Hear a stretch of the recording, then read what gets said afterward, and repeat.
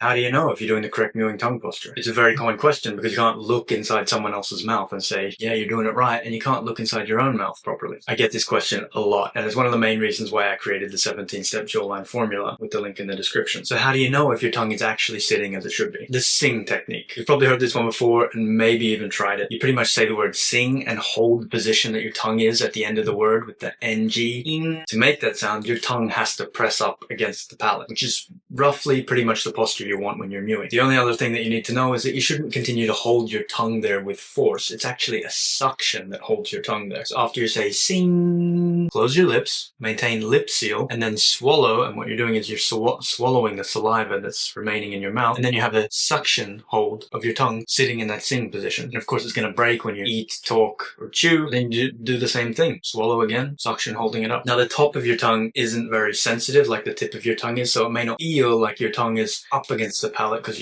when you press you can really feel it, but it is up there at least as much as it has to be. So if you're doing that, you're doing it, man. Your tongue is up, it's not touching your teeth. That's the posture. Get used to what it feels like, and of course remember to breathe. Now the second one is called the chin uphold, and I actually discovered this one myself. It actually works really well, especially for beginners who have no idea what it feels like. So here's what you do. You lie on your stomach, lift your head up, close your mouth, and try to press your entire tongue along your upper palate. It's way easier to do in this position. Why? When your head is down, your tongue is kind of curved up, and that's pretty hard for your weak and inflexible tongue muscles. But with your head up, your tongue just straightens naturally. It makes it easier to get that full contact and feel the posture. Now, all of it will be a hell of a lot easier if you've actually fixed your damn nerd neck. If you have and you followed the advice that I just gave you, as much of your tongue is up against the palate as should be. But if you still have forward head posture, still have a little bit of nerd neck, you need to fix that with some chin tucks every day. So watch this to learn how to do that, and it will make mewing so much easier.